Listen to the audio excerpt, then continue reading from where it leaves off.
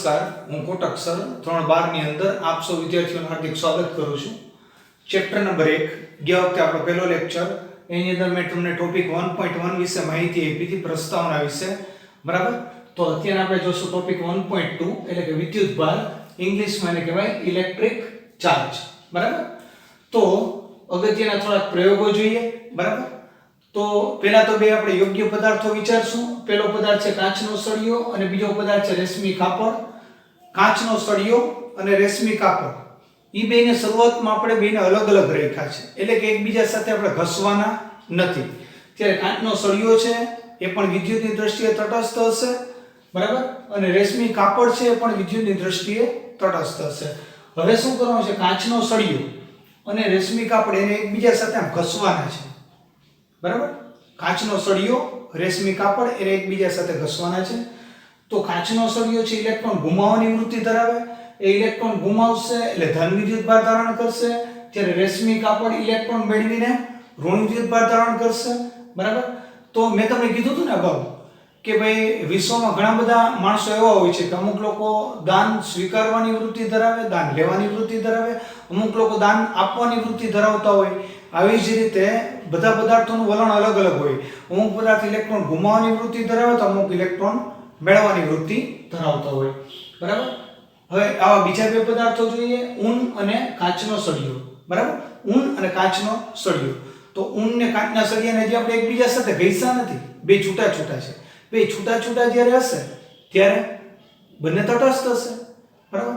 ત્યારબાદ આ ઊન અને કાચનો સળિયો બેને એકબીજા સાથે ઘસ્યા બાદ પરિસ્થિતિ બદલાઈ છે.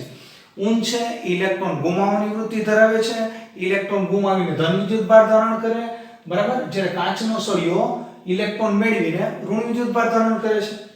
ત્યારબાદ આવી ત્રીજી જોડી છે, બિલાડીનું ચામડું એટલે કે ફળ, એ ઇલેક્ટ્રોન ગુમાવશે પ્લાસ્ટિકના સળિયા સાથે ઘસ્યા બાદ, બરાબર. તો બિલાડીનું ચામડું અને પ્લાસ્ટિકનો સળિયો બે અલગ અલગ હશે ત્યારે તટસ્થ હશે, બંને પોતપોતાની રીતે તટસ્થ હશે. પણ જ્યારે પ્લાસ્ટિકના સળિયાને બિલાડીના ચામડા સાથે ઘસવામાં આવે તે બિલાડીનું ચામડું ઇલેક્ટ્રોન ગુમાવીને ધન વિદ્યુત ભારિત, જ્યારે પ્લાસ્ટિકનો સળિયો ઇલેક્ટ્રોન મેળવીને ઋણ વિદ્યુત ભાર ધારણ કરે. આવી જ એક ચોથી અગત્યની જોડ છે, વ્યવહારિક જોડ છે, સૂકાવાળ અને પ્લાસ્ટિકનો કાંસકો. સૂકાવાળ અને પ્લાસ્ટિકનો કાંસકો બંને અલગ અલગ છે ત્યારે બંને પોતપોતાની રીતે તટસ્થ હશે, બરાબર. એટલે કે સૂકાવાળ છે એ ધન વિદ્યુત ભારિત પણ નહીં હોય ને ઋણ વિદ્યુત ભારિત પણ નહીં હોય. પ્લાસ્ટિકનો સળિયો ધન વિદ્યુત ભારિત પણ નહીં હોય ને ઋણ વિદ્યુત ભારિત પણ નહીં હોય. બીજી ભાષામાં કહીએ તો સૂકાવાળ અને પ્લાસ્ટિકનો કાંસકો છૂટા છૂટા છે, અલગ અલગ છે ત્યારે બે તટસ્થ હશે. હવે જો પ્લાસ્ટિકના કાંસકાને આમ તમે સૂકાવાળ સાથે ઘસશો તો સૂકાવાળ ઇલેક્ટ્રોન ગુમાવવાની વૃત્તિ ધરાવે છે, એ ઇલેક્ટ્રોન ગુમાવીને ધન વિદ્યુત ભાર ધારણ કરશે, જ્યારે પ્લાસ્ટિકનો સળિયો ઇલેક્ટ્રોન મેળવીને ઋણ વિદ્યુત ભાર ધારણ કરશે, બરાબર. તો આવા બધા પ્રયોગો પરથી કહી શકાય કે વિદ્યુત ભારના પ્રકાર બે છે, ધન અને ઋણ. આ ઉપરાંત સમાન વિદ્યુત ભાર વચ્ચે અપાકર્ષણ થાય. બે પ્રોટોનને તમે નજીક લઈ આવો તો શું થશે, બંને પ્રોટોન વચ્ચે અપાકર્ષણ થાય. એવું આવા બધા પ્રયોગો પરથી જાણવા મળ્યું. બે ઇલેક્ટ્રોનને એકબીજાની નજીક લઈ આવો તો બંને ઇલેક્ટ્રોન ઋણ વિદ્યુત ભાર ધરાવતા હોય, એકબીજાની નજીક લઈ આવો તો અપાકર્ષણ થાય. એ જ રીતે અસમાન વિદ્યુત ભાર વચ્ચે આકર્ષણ થાય. એક ધન વિદ્યુત ભાર અને બીજો ઋણ વિદ્યુત ભાર, બેને તમે એકબીજાની નજીક લઈ આવો, એક પ્રોટોન ને એક ઇલેક્ટ્રોનને તમે એકબીજાની નજીક લઈ આવો તો શું થશે, તો કે આકર્ષણ થશે, બરાબર. આ ઉપરાંત વધારાની થોડીક આવી જ કંઈક નોંધ જોઈએ. ચાલો તો બીજી અગત્યની નોંધ જોઈએ, જેના ઉપર ચોખ્ખો વિદ્યુત ભાર કંઈક હોય એટલે કે શૂન્ય ન હોય તે વિદ્યુત ભારિત પદાર્થ કહેવાય. ચાલો એની થોડીક માહિતી મેળવીએ. હમણાં જ મેં તમને એક એક્ઝામ્પલ આપ્યું હતું અહીંયા કે સૂકાવાળ અને પ્લાસ્ટિકનો કાંસકો. એમાં ધારો કે સૂકાવાળ છે ઇલેક્ટ્રોન ગુમાવવાની વૃત્તિ ધરાવે છે, ધારો કે એના ઉપરનો વિદ્યુત ભાર +5 માઇક્રોકુલમ છે. સૂકાવાળ ઉપરનો વિદ્યુત ભાર +5 માઇક્રોકુલમ છે. પ્લાસ્ટિકનો કાંસકો એટલે કે દાંતીયો એના ઉપરનો વિદ્યુત ભાર ધારો કે -3 માઇક્રોકુલમ છે. રેડી? તો સૂકાવાળનો વિદ્યુત ભાર +5 માઇક્રોકુલમ, પ્લાસ્ટિકનો કાંસકો એનો વિદ્યુત ભાર -3 માઇક્રોકુલમ. તો ચોખ્ખો વિદ્યુત ભાર કોને કહેવાય, +5 - 3 એટલે કે +2. તો +2 માઇક્રોકુલમ છે ચોખ્ખો વિદ્યુત ભાર થયો. આવો કંઈક હોવો જોઈએ તો પદાર્થ વિદ્યુત ભારિત બને. અગાઉ આપણે જોયું ને કે સૂકાવાળ છે એ ધન વિદ્યુત ભારિત બને છે ઇલેક્ટ્રોન ગુમાવીને, અને પ્લાસ્ટિકનો કાંસકો ઇલેક્ટ્રોન મેળવીને ઋણ વિદ્યુત ભારિત બને છે. જેના ઉપર ચોખ્ખો વિદ્યુતભાર ન હોય, બીજી ભાષામાં કહીએ તો 0 હોય, તો તે હંમેશા તટસ્થ પદાર્થ બનશે. બરાબર. ધારો કે સૂકાવાળો ઉપરનો વિદ્યુતભાર +5 માઇક્રોકુલમ, પ્લાસ્ટિકના કાંસકા ઉપરનો વિદ્યુતભાર -5 માઇક્રોકુલમ, તો +5 અને -5 બે માઇક્રોકુલમનો તમે સરવાળો કરશો તો 0 આવશે, એટલે કે તટસ્થ પદાર્થ બનશે. ચલો અગત્યના થોડા 3 કણ છે એની થોડીક માહિતી મેળવીએ. વિશ્વમાં અલગ અલગ 100 થી વધારે પ્રકારના પાર્ટિકલ કણો મળી આવ્યા છે. જેમ કે પ્રોટોન, ઇલેક્ટ્રોન, ન્યુટ્રોન, આ 3 અગત્યના મૂળભૂત કણો છે.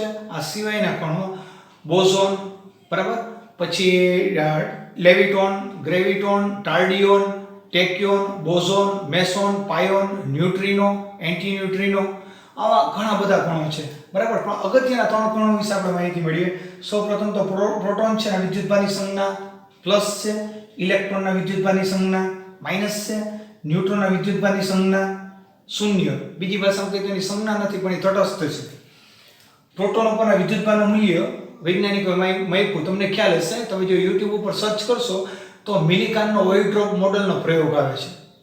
મિલિકાન નામના સાયન્ટિસ્ટે ઓઇલ ડ્રોપ મોડલનો પ્રયોગ કર્યો, એને આધારે પ્રોટોન ઉપરનો ચાર્જ આ રીતે નક્કી કરી શકાણો, +1.6 × 10⁻⁹ કુલમ, ઇલેક્ટ્રોન ઉપરનો વિદ્યુતભાર એનું મૂલ્ય -1.6 × 10⁻⁹ કુલમ, અને ન્યુટ્રોન ઉપરનો ચાર્જ 0 છે. બરાબર. બધાના દળ જોઈએ. માસ ઓફ પ્રોટોન mp એટલે માસ ઓફ પ્રોટોન, પ્રોટોનનું દળ 1.6 × 10⁻27 kg. Mass of electron me, mass of electron એનું દળ છે, ઇલેક્ટ્રોનનું દળ 9.1 × 10⁻31 kg. બરાબર. અને mn એટલે કે માસ ઓફ ન્યુટ્રોન, ન્યુટ્રોનનું દળ એ છે 1.6 × 10⁻27 kg. હવે નેક્સ્ટ લેક્ચરની અંદર આપણે હજી પણ વિદ્યુતને લગતી ઘણી બધી માહિતી મેળવવાની છે. બરાબર. આખો ધોરણ 12 ની અંદર પાર્ટ 1 છે, એની અંદર ઇલેક્ટ્રોનિક્સ ને મેગ્નેટિઝમ વિશે જ બધી વધારે માહિતી આપી છે. બરાબર છે. તો નેક્સ્ટ લેક્ચરની અંદર વિદ્યુતને લગતી વધારે થોડીક અગત્યની ઘટનાઓ ભણશું.